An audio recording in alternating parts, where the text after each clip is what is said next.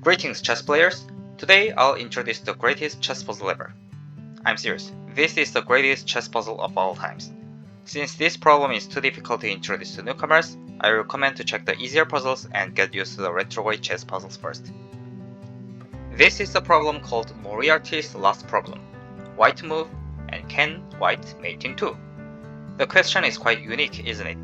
This puzzle is invented by Raymond Zulmilian and is introduced in this book, which says the puzzle is Professor Moriarty's last chess puzzle before he died. Before we start, if you want to solve it by yourself, it's really too hard to solve it entirely, so pause the video and just guess the best move.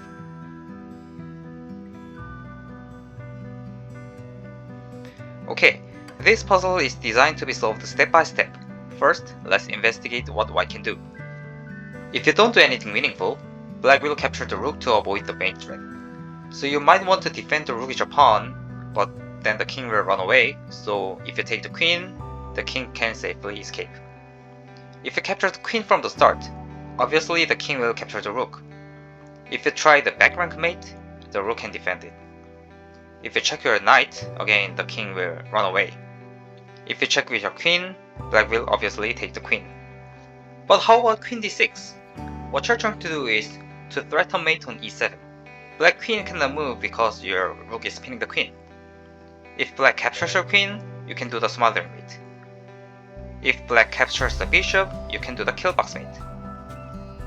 If black moves the king, you can do the back rank mate. So it seems like black has no way to escape this mate, unless black castles. Black can defend their king with the rook, and you cannot force the checkmate in one move. So the problem actually reads, can black castle? And from now on, we'll prove that black cannot castle. That is, black must have moved the king or the rook at least once in this game history from the starting position to reach this position. It's a long way to go, so be prepared. We'll assume that both of the king and the rook were stationary and prove that it was actually impossible. First, we would like to count the number of the captured pieces. Black had lost 5 pieces on the board, not counting the bright square bishop that died in their hometown. White also had lost 5 pieces on the board. And let's count the number of the pieces that are captured by the pawns. First, you can see that one black pawn has captured exactly 4 pieces. We'll call this pawn the warrior. Now the warrior's kill count is 4. We can conclude that white can only have lost 1 piece from non-warriors. Also, to capture 4 white pieces, the warrior should have captured at least 1 pawn. And let's see the white pawn's kill count. You can tell the EFG pawns have captured 4, 6, or 8 pieces. But since black had lost only 5 pieces on the board, white DEFG pawn's kill count is exactly 4. Therefore, we conclude that black could have lost only 1 piece from any pieces other than DEFG pawns. Now, you remember that the warrior have captured at least 1 white pawn, right? That means the warrior should have captured A or B pawn, but they should capture at least 2 pieces to get to the D file, which is impossible because they can only capture 1 piece at most. The only way to make this happen is the promotion. It could have promoted to a queen, got to any file it wants, and be captured by the warrior. White A or B pawns cannot promote unless they capture a piece, so now we can actually find out how many black pieces are lost to whom.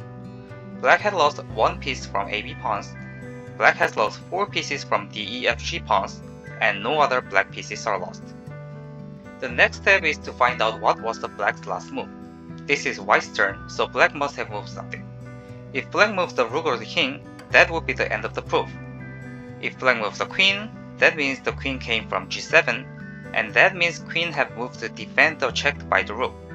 Then, white has no last move to check the king from non-checking position, so this position is unreachable.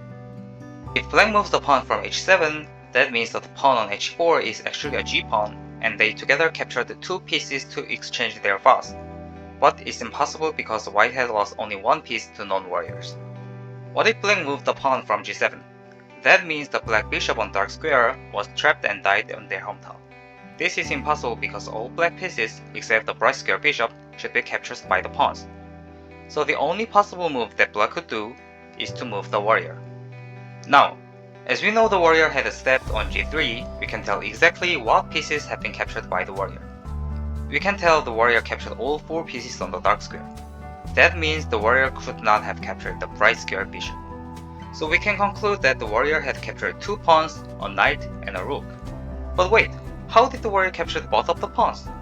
The 2 pawns should have captured at least 2 pieces to promote twice, and promoting both of the pawns is impossible because they can only capture 1 piece, not 2 pieces.